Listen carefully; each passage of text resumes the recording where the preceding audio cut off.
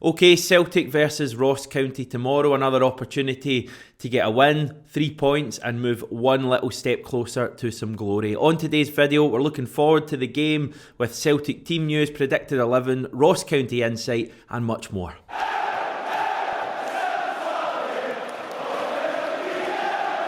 But we must start with the major story dominating headlines today. Calvin Brodus Jr., aka Snoop Dogg, a Celtic fan, I believe since way back in the Gordon Strachan days, says he would love to party with the Celtic support if we can win the league this season. Dogg said, "Glasgow is a crazy city and I don't need an excuse to visit one of my favourite places in Europe. But to come over and party with the champions of Scotland would be special for shizzle. So boys, don't let me down, and Snoop is going to see you in May." That's you been warned, Celtic. Now let's move on and get team news for tomorrow. Ange Postecoglou spoke to press earlier today. The big news, genuine big news this time, is David Turnbull is back and available for tomorrow. He hasn't been seen in a Celtic shirt since our cup final win over Hibs in December of last year, December the 19th to be specific.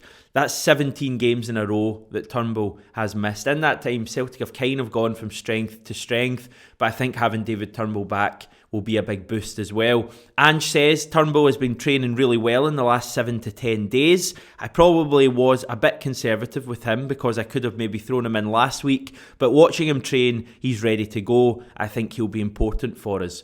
I doubt Turnbull is going to start the game tomorrow. Stranger things have happened, but I would expect him potentially to come off the bench, which is great. It's just an additional option to have on the bench. The squad is just getting stronger and stronger.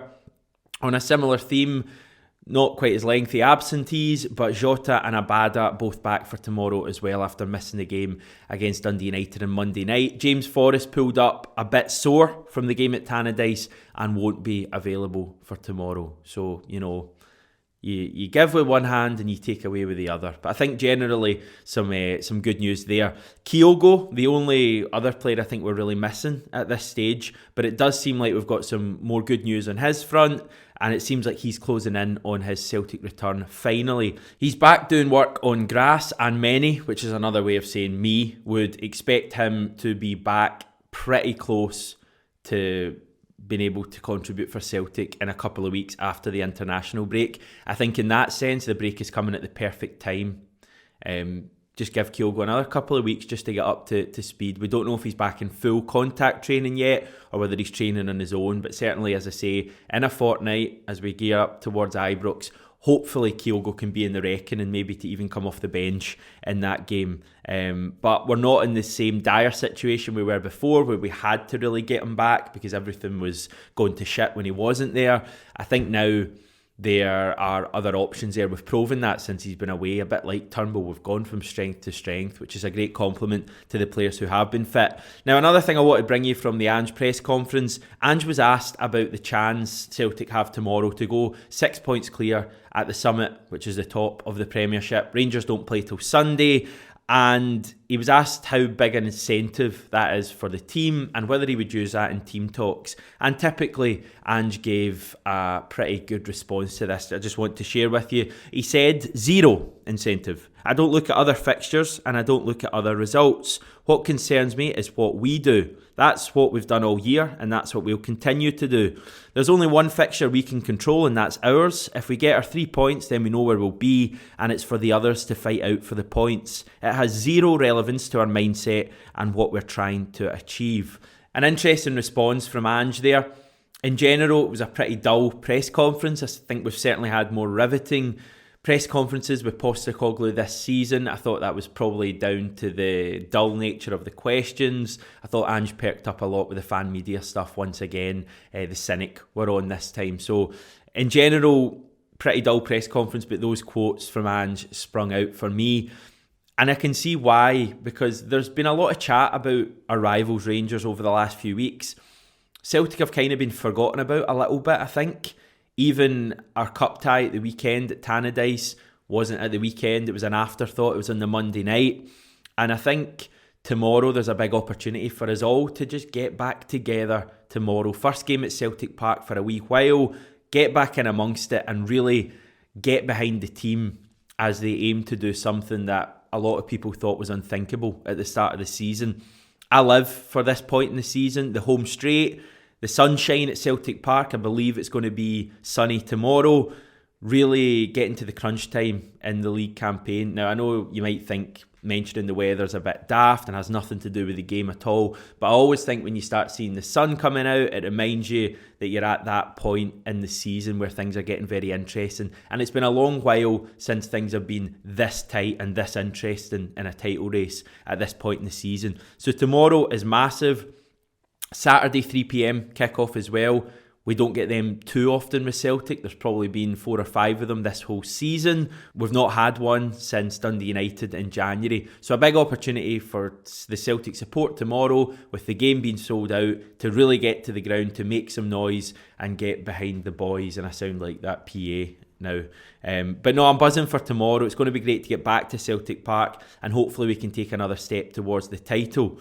Now let's talk Ross County then, because they are in fine form at the moment and they're not going to be easy opposition tomorrow at all.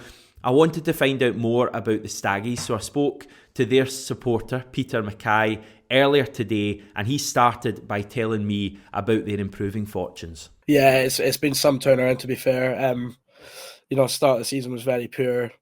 Obvious question marks over our manager for reasons that we won't get into. But I've been blown away. Really didn't expect to be in this position at this time of the season. Was kind of expecting similar to last season, probably a battle for 10th and relegation. But we're looking very strong at this point. So yeah, it's been brilliant. Well, what's the secret been? Is it Malky Mackay? Is it the players he's brought in? I think recruitment has been very good. There's only been, we to have such a big overhaul, and most of the players have been successful. So, and I think his tactics are definitely different to what we've seen in the past. We don't tend to sort of defend that much. We want to go out and win games in a counter-attacking manner. So it's not as much about possessing the game, but when we take the ball forward, we do look really dangerous. And I have to say, I think that is credit to Malky Mackay, definitely. Good stuff. In terms of your kind of recent form, people I think have this feeling, this narrative that County have only just picked up over the last few games. So it's actually the last 20 games in the league. You have the third best record in the whole league, just behind us and Rangers. So it's been quite a long-term thing that County have picked up.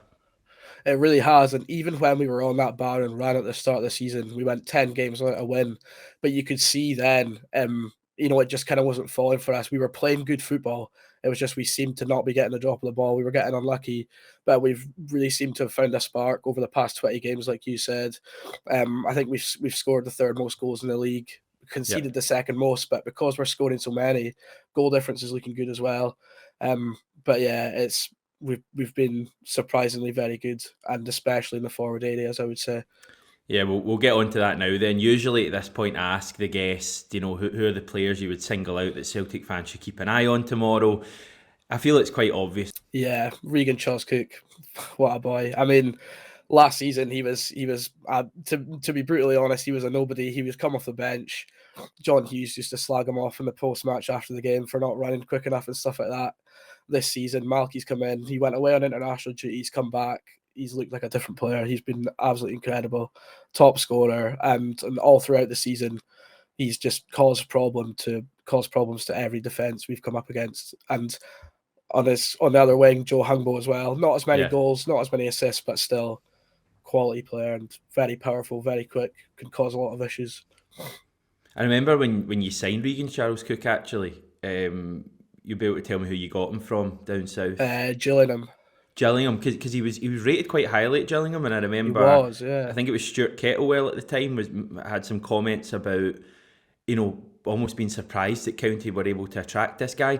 And then I saw him last season. I was at a game, a closed door match actually last year. You played St Mirren and Paisley early on in the season, and I think he started on the bench, and when he came on he wasn't great, and I was kind of thinking, like, what's the deal with this guy? But this season, I mean, he's a top scorer in the league. How highly do you rate him, and how high a level do you think he can go to? Yeah, well, like you said, I think last season when Kettlewell took him in, he spoke in this season about how he was kind of homesick. Obviously, with COVID and stuff, he's moved from London 500 miles by himself, living on his own. And this season, I think that's probably helped him getting in about the squad more. How highly do I rate him? I mean, he's by far the best player in our squad, not only in terms of numbers, but even when he's not fully into a game, he can drift in and out, and sometimes he'll just pop up with a moment of magic, which is like the best thing you can have in a squad. It's what you really need, especially a club of our size. He's not quite a Liam Boyce. He's not quite in the 20 mark yet, but I think I will be very shocked if he's playing for us next season. I think he could definitely go to a team bigger in stature than us in the Scottish Premier League, but I think he'll probably head back down south to maybe League One, low Championship level. I think he could probably quite easily find his feet there if the tactics suit his role. Yeah, it would be a shame to see him leave Scottish football because he's been a breath of fresh air. Are there any other players in the county squad who you feel are maybe not getting the credit that they deserve? I would say Jordan White. He's just recently signed a new contract, and even when he was brought in, there was a lot of eyebrows raised. He was not a very good goal record, an average goal record throughout Scottish football. But when he was brought in, he was good, and then he's kind of fallen off a bit. He's kind of just in there to be that big target man. But this season, he's been really effective at sort of hassling centre backs. I think I'd be right in saying he's only scored 4 goals this season, but they've all come against the Old Firm. So I think he could be dangerous this season, not this season, tomorrow for us. I think to get the ball up to him to have that outlet is very useful, and especially against an Old Firm team when our backs will be to the wall, definitely. I think he scored the winner against us last year as well. Is that right? He did, yeah. From memory, I'm trying to get rid of that. I'm trying to get rid of those memories completely. Neil Lennon's last game. Yeah, I suppose that was the positive. We should probably be thanking Jordan White for that. Just finally looking at the game tomorrow, do you think you've kind of touched on this already? But do you think County are going to come out and have a go? I think we will. In seasons past, we would tweak to a back 5 and we'd kind of just sit and hold for a draw. But I don't think we've really got anything to lose, to be honest. Our next 3 games are tough. If we're going to want to push for that top 6 place, even arguably top 4, which we're only a point off, we have to come out. And like we did at home when Tony Ralston got the last minute winner, I think we gave a really good account of ourselves that day. We did attack with a balance of defending. So I think if we can come out and attack, I don't see any reason why we can't give you a good game.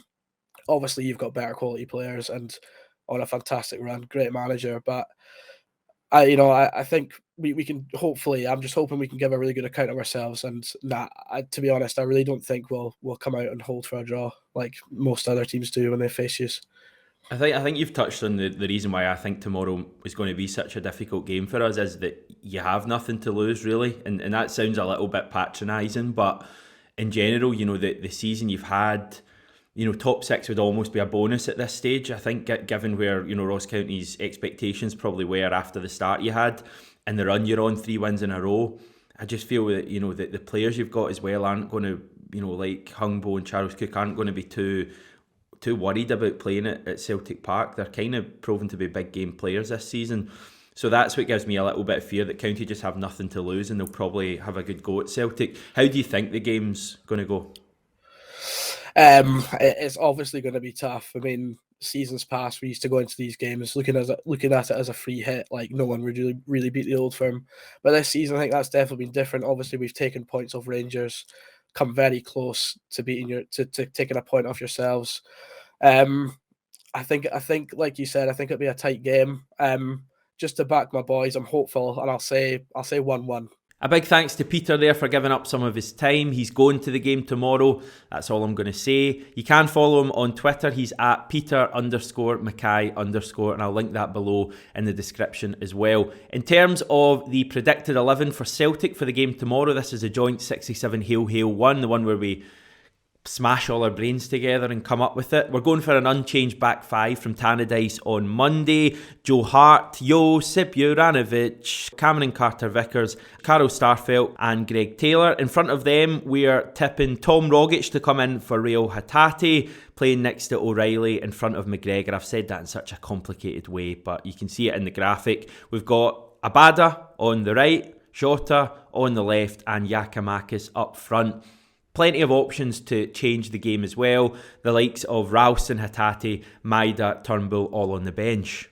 So buzzing for tomorrow. buzzing to get back to Celtic Park, buzzing to chat to Ange Postecoglou after the game as well. We will have the reaction for you tomorrow evening. It won't be live, and it will be a little bit later than usual, because I'll be in post-match with the manager and a player. The benefits are that I'll be able to tell you what's been said there. And then on Sunday, we're going to do a live show where we play you all the audio from Postecoglou and a player as well, and have a good discussion. I think John's going to join me for that as well. So a big weekend for 67 Hail Hail. Hopefully Celtic can match that with a big weekend of their own. We'll chat to you tomorrow after the game.